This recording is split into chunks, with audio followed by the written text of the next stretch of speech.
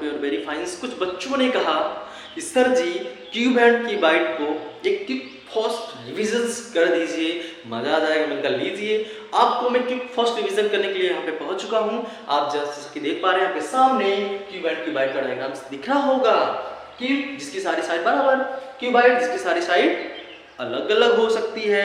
मतलब अगर साइड बराबर होगी इसमें ए तो तीनों में हो जाएगा, यहाँ पे एल बी और एच हो जाता है। तो सबसे पहले मैं बात करूंगी इसकी अगर आयतन की। सबसे पहले अगर इस वॉल्यूम को बात करूं तो वॉल्यूम से आपको निकालने के लिए ए क्यूब को लिखना पड़ेगा। इसकी यूनिट जो होगी वो भी आपकी भैया क्यूब हो जाएगी। क्या मेरी बात समझ पा रहे हैं?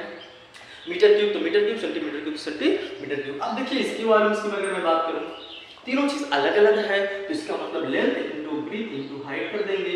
इसकी भी यूनिट आपको क्या हो जाएगी?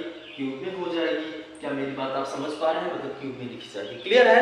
मतलब अगर मीटर है तो मीटर क्यूब, सेंटीमीटर है तो सेंटीमीटर क्यूब। अब देखिए ध्यान से, इसमें क्या आ जाते हैं हम लोग। इसकी अगर मैं बात करूं, इसकी टीएस से टोटल सरफेस एरिया की बात करूं, कितनी दीवार है? 6 दीवार। 6 दीवारों का मतलब एक दीवार का a स्क्वायर, तो 6 दीवार का 6a स्क्वायर। तो आप शॉर्टकट में समझिएगा 6a स्क्वायर। इसकी यूनिट भी क्या होगी? स्क्वायर में। क्या मेरी बात समझ पा रहे हैं प्यारे बच्चों?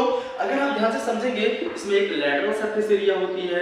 क्या होता है लैटरल सरफेस एरिया? मतलब जब 4 दीवारों पे बात करते हैं, area of the four wall की बात करते हैं। मेरी बात समझ गए? तो सोचिए 4 दीवार से नाम ही पता चल रहा है कि हम सिर्फ 4a स्क्वायर लेंगे। इसकी यूनिट भी क्या होगी? स्क्वायर में लिखी जाएगी। किस क्लियर? अगर इसकी डायगोनल की मैं बात करूं तो आप देखेंगे डायगोनल मैंने आपको बताया था रूट में a square plus a square अगर 3 बार लेंगे तो 3a स्क्वायर आ जाता है। जहाँ पे रूट से a बाहर आ जाएगा, क्या बच जाएगा? a का डी में 3, a रूट 3। मेरी बात समझ में? अगर मैं इसकी बात करूं, इसकी मैं बात करूं क्या? TCS से। आपको मैंने बताया जहाँ ट्रिक बता रहा हूँ कैसे याद करना है। अगर नहीं याद है तो देखिएगा 6 दीवारों को कैसे करना होता है। सबसे पहले एल बी, अच्छा आप लिख लीजिए, बात मेरी समझिए, ट्रिक देखिए। एल बी एस लिख लिया, मुझे नहीं याद था, मैंने लिख लिया।